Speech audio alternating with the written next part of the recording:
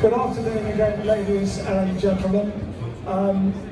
As you've perambulated down this remarkable selection of cars, I hope you've got as far as that end behind me, because you've been able to see one of the all-time great Grand Prix cars. In fact, by many measures, Britain's first Formula One car, an extraordinary, complex V16 1.5 litre twin-stage supercharged car. It is, of course, the first BRM, and what is so remarkable is that that car is part of the BRM Reawakening, which is being carried out by the grandsons of Sir Alfred, who really was the man who maintained BRM from their difficult beginnings all the way through to their World Championship winning cars in the early 1960s with Graham Hill, and Grand Prix winning on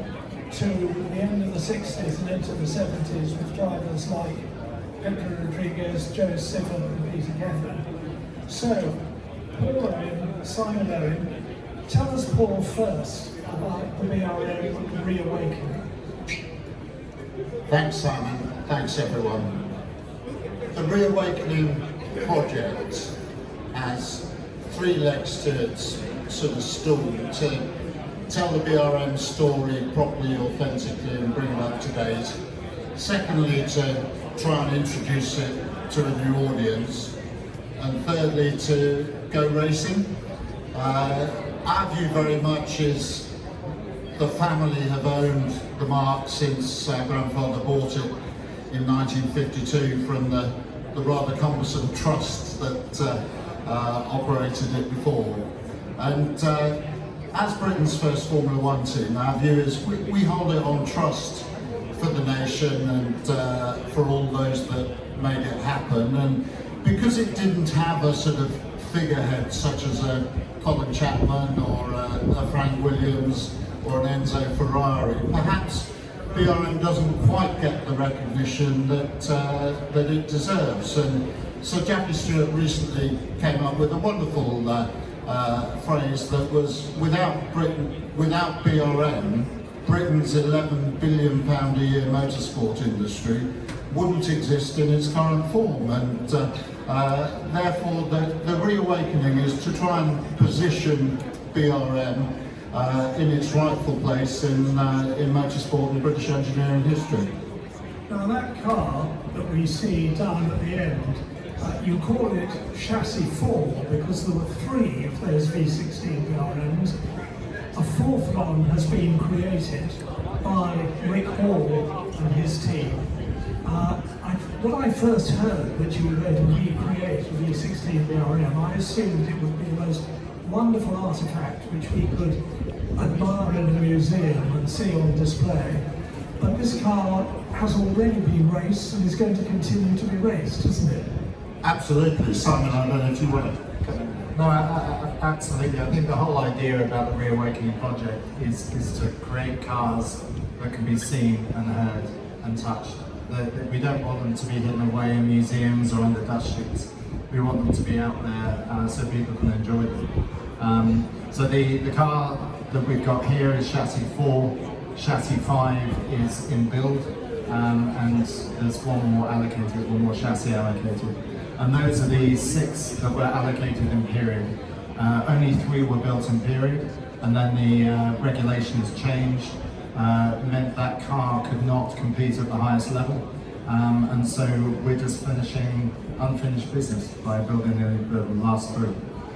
So those are all going to be the 1.5 litre supercharged V16s like we saw at the end of the 40s, beginning of the 50s. But there were other great BRMs, I mean, notably the car, the type of car that Graham Hill won the World Championship in, notably the P153 and the P160 designed by Tony Southgate. So you're going to build those as well?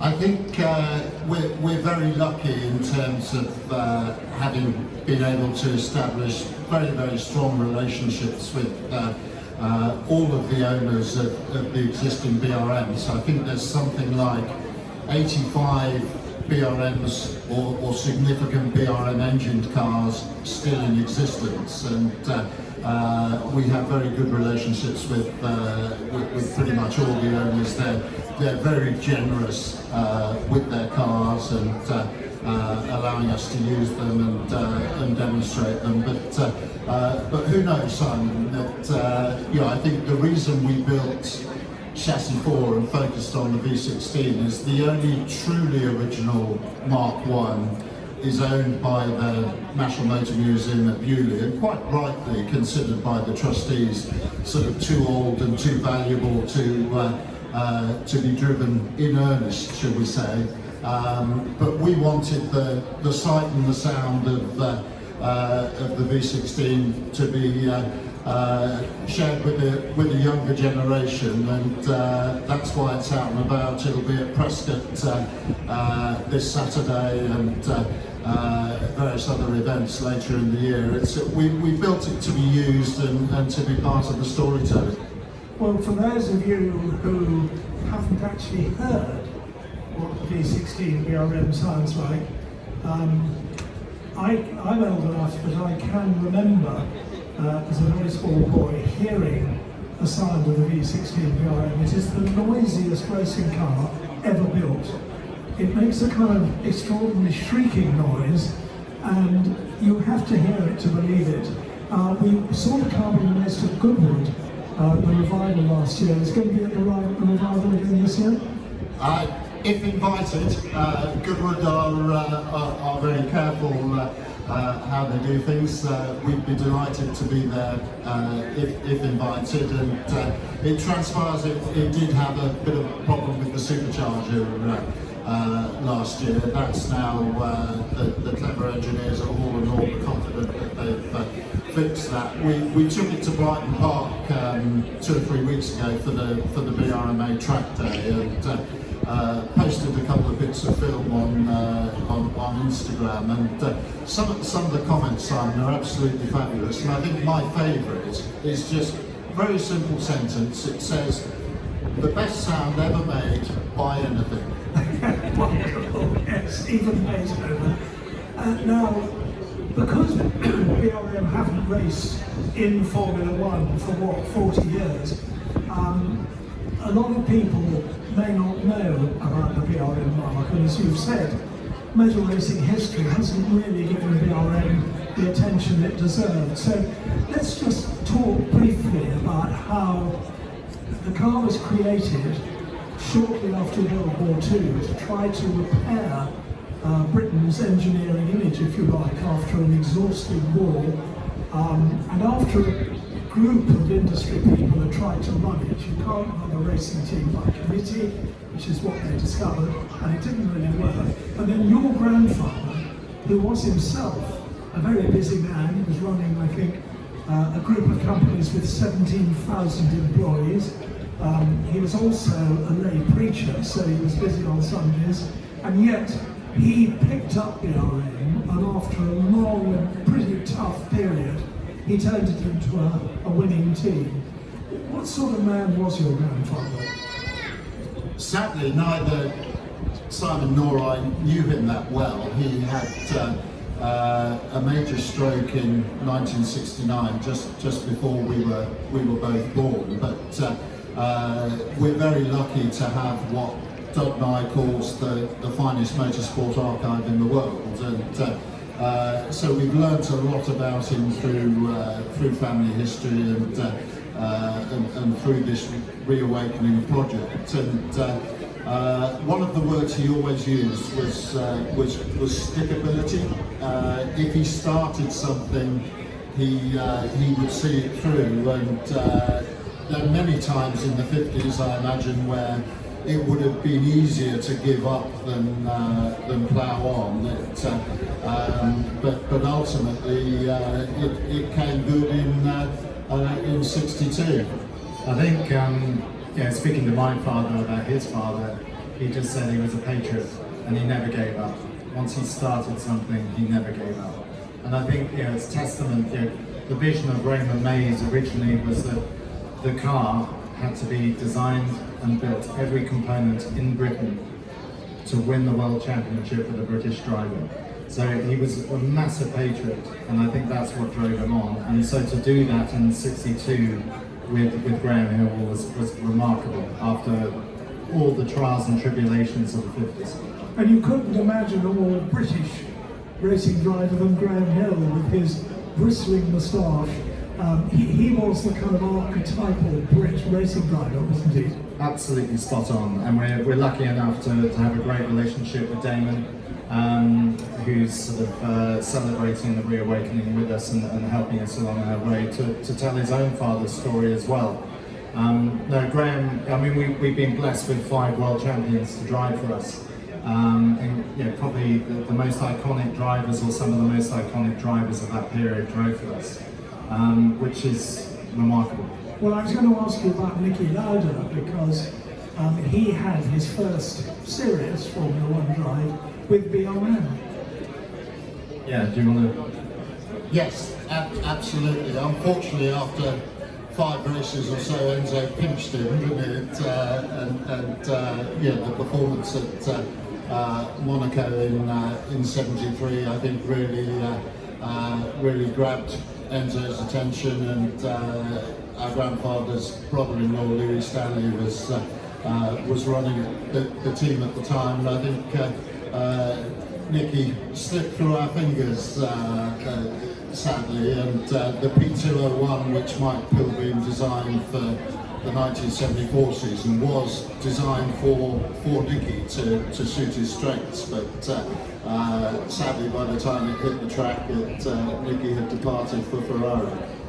Well, the period immediately before that, we were hoping to be joined today by Tony Southgate, the designer of the late 60s BRM. Sadly, he wasn't able to be here, but that was a great period for BRM, wasn't it? I mean, charismatic drivers. You talk about people like Nicky Lauda. Of course, you had Pedro Rodriguez and Joe Siffert, and 2 of the great characters of mid-20th century motor racing.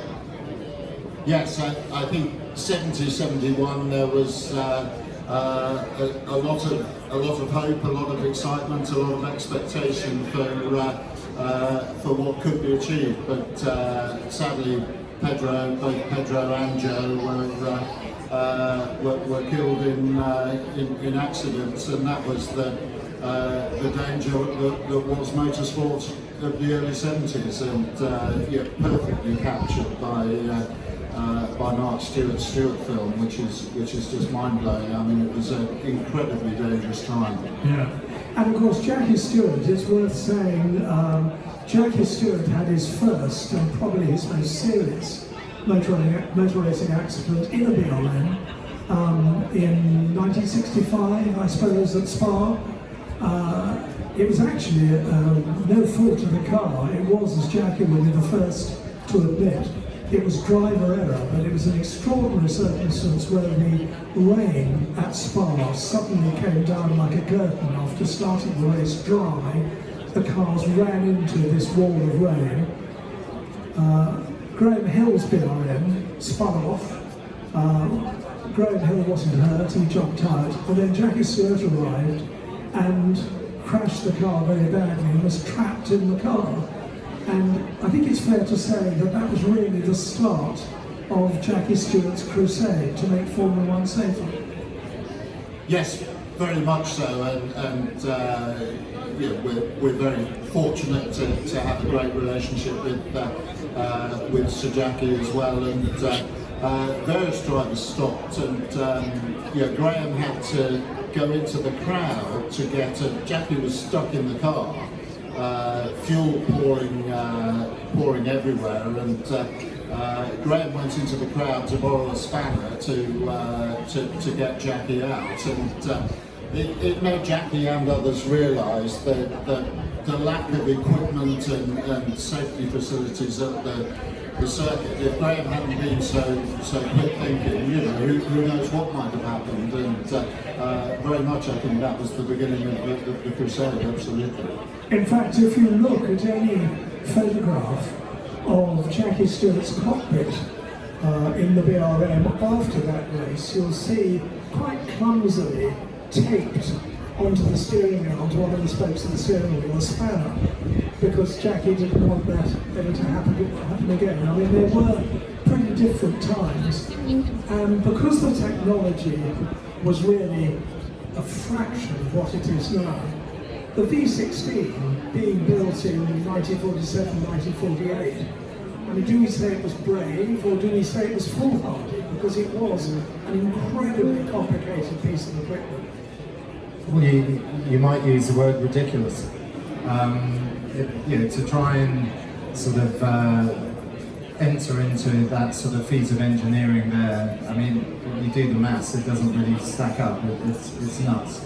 1.5 litre V16 producing 600 and odd. We've had 637 brake horsepower out of it. Those are figures that are comparable to modern cars. It's absolutely phenomenal what they did, and to take it on, it's just classic British engineering. It really is. But obviously, when Rick Hall and his team built Chassis 4, the car down there, which was finished 18 months ago or so, he had the access to modern computer technology. So obviously, although that car is to the same specification, it's been built with very different equipment. It has. There's sort of 6-point axis equipment. I went down there to see some of the stuff being made, and they were just couldn't believe that it was made by hand in period. The level of precision in period was exceptional, and obviously we're blessed to have 20,000 of the original drawings, and we're partnering. We're lucky enough to partner with Oswald Boateng today. Inside, you'll see some of those drawings. They're hand drawn, unbelievable detail from 1946. There's one drawing there. It's just a piece of art. So we've got access to the very original drawings. So everything that we're doing with the Reawakening project is all about authenticity. So we're using all the original drawings. Everything is done exactly as it was in period. That car hasn't been changed at all. We're even finding the faults that they had to go through in period. I think the only thing that's been upgraded is the magnetos, or other magnetos, which were temperamental in period. Other than that, it's exactly the same. Now, were the short wheelbase, so-called Mark II V16 BRMs, were they separately built cars, or were they the original cars adapted? Who wants to answer that? So I mentioned 3 Mark 1s were built in period, but only one still existed.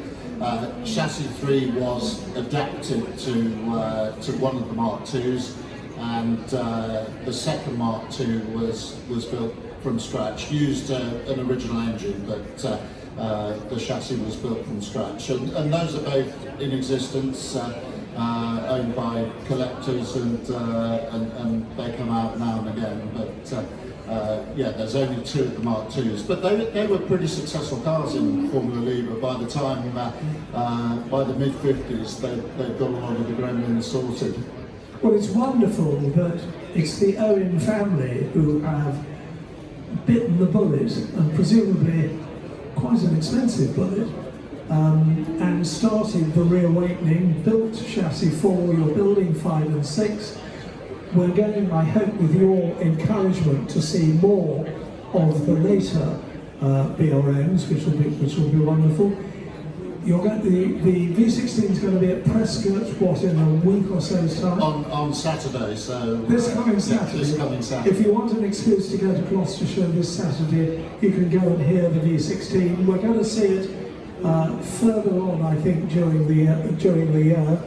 Unfortunately, the Craterlander Council, or the Savile Row Traders Association, or whatever it is, didn't allow us to start the V16, so you were all here. It's a great shame, but during the year, get to where it's out, and you will be able to hear that extraordinary sound, see that wonderful car. Anyway, go down to the bottom and admire it.